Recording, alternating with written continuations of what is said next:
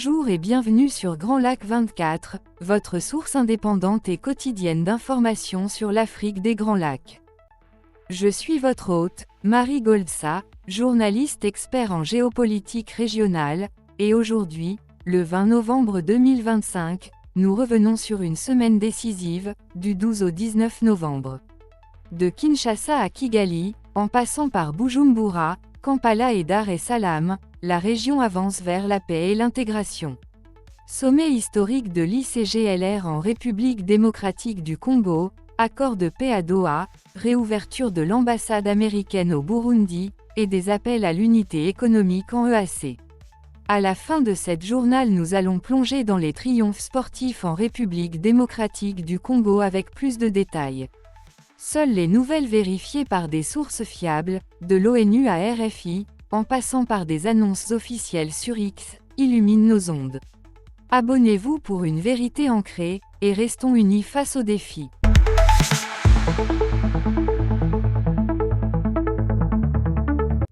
Commençons par la République démocratique du Congo, épicentre d'un tournant diplomatique. En République démocratique du Congo, mesdames et messieurs, Kinshasa a rayonné sous les projecteurs régionaux cette semaine.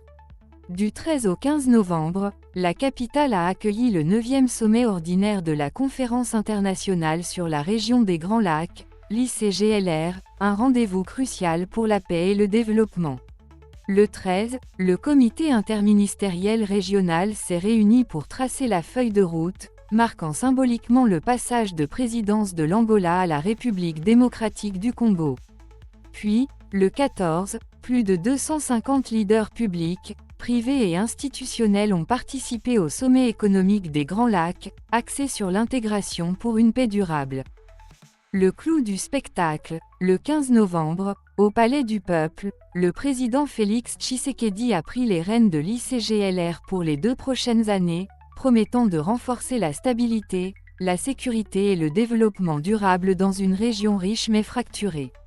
L'ICGLR n'est pas qu'un forum, c'est un engagement concret pour nos peuples, a déclaré Tshisekedi, sous les applaudissements des chefs d'État d'Angola, Burundi, Kenya, Ouganda, Rwanda, Soudan du Sud, Tanzanie et Zambie. Ce sommet, 20 ans après la création de l'organisation, vise à contrer les cycles de violence à l'Est et à booster les chaînes d'approvisionnement responsables en minerais. Mais au-delà des discours, des avancées tangibles émergent. Le 15 novembre, à Doha, la République démocratique du Congo et l'Alliance Fleuve Congo, M23 ont signé un accord cadre pour une paix complète, sous médiation qatari et américaine. Cet accord impose un cessez-le-feu permanent, le retrait des rebelles des zones occupées, le rétablissement de l'autorité de l'État congolais partout, et un processus de désarmement, démobilisation et réintégration sous contrôle international.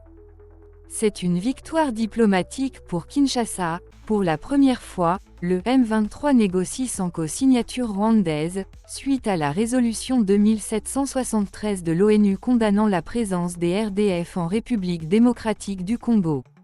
Des experts soulignent que cet accord démonte l'architecture des proxys de Kigali, isolant militairement et politiquement le Rwanda. Parallèlement, la République démocratique du Congo et le Rwanda ont paraphé le cadre d'intégration économique régionale, le REIF, focalisé sur des investissements américains en énergie, infrastructures, mines et santé publique. Projet phare, la centrale hydroélectrique de Ruzizi 3, qui alimentera 30 millions de personnes au Burundi, en République démocratique du Congo et au Rwanda.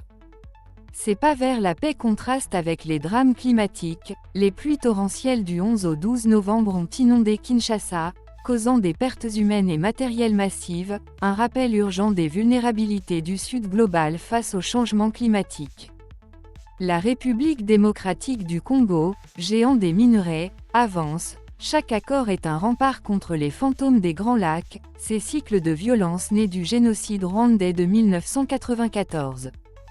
Au Rwanda, la diplomatie et l'innovation s'entremêlent cette semaine. Le 12 novembre, à Conakry en Guinée, le président Paul Kagame a ouvert le sommet Transform Africa 2025 aux côtés de Mamadi Doumbouya, insistant sur l'intelligence artificielle comme levier pour l'Afrique. L'IA peut contribuer 5% au PIB rwandais, en boostant santé, éducation et agriculture, a-t-il déclaré, appelant à des applications contextualisées pour maximiser les gains humains. Le même jour, il a présidé la 12e réunion du conseil d'administration de Smart Africa, priorisant l'IA et l'Alliance numérique pour une Afrique prospère.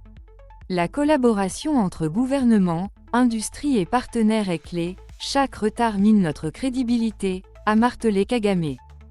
Sur le front intérieur, Kigali restaure 5 zones humides urbaines, créant déjà des centaines d'emplois, un projet qui combat les inondations, embellit la ville et protège l'environnement.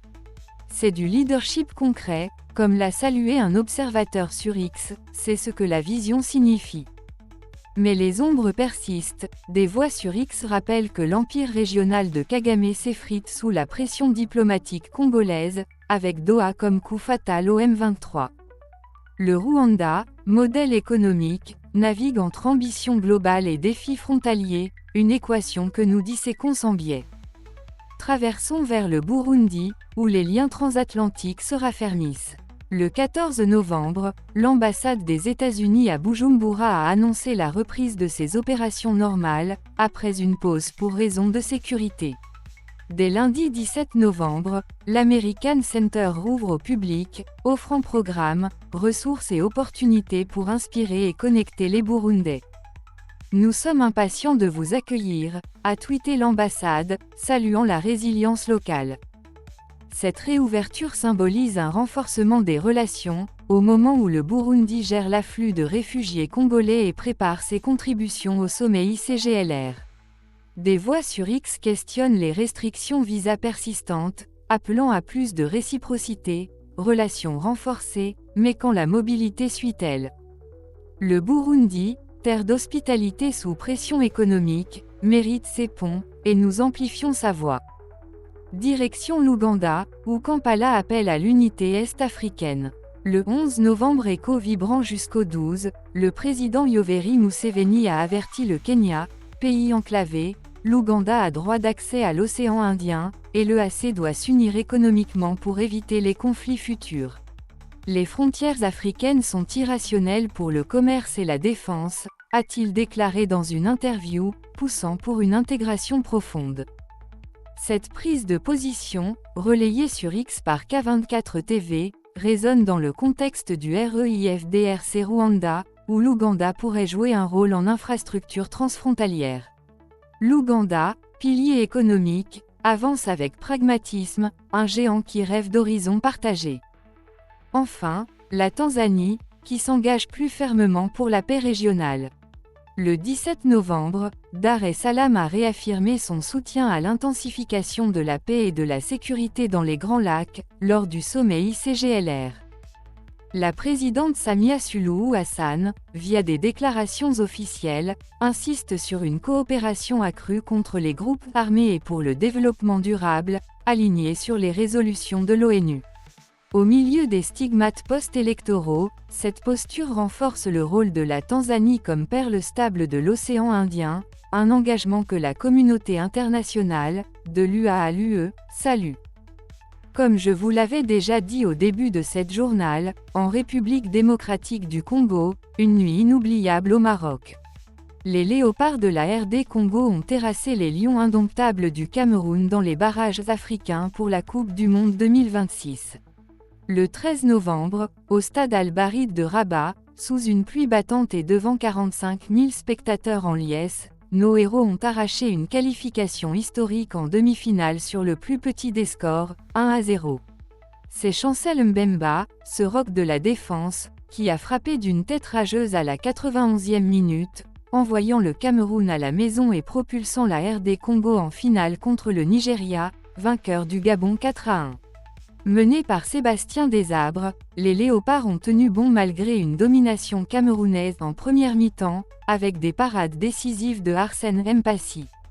Pas de doublé de Yohan Wissa ni de but de Bakambu cette fois, mais une efficacité chirurgicale qui fait vibrer Kinshasa, Goma et Bukavu.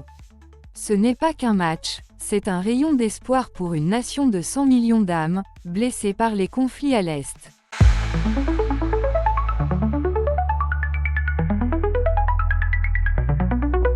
Voilà pour ce bulletin immersif de Grand Lac 24, couvrant du 12 au 19 novembre. Du leadership de Tshisekedi à l'innovation kagamienne, en passant par les ponts burundais et les appels ougandais, la région pulse d'un élan vers la paix. Informer avec rigueur, analyser objectivement, donner la parole, notre mission. Abonnez-vous, partagez, engagez, et revenez demain pour les faits en direct. C'est Marie Goldsa pour Grand Lac 24. Soyez des bâtisseurs de demain. À bientôt.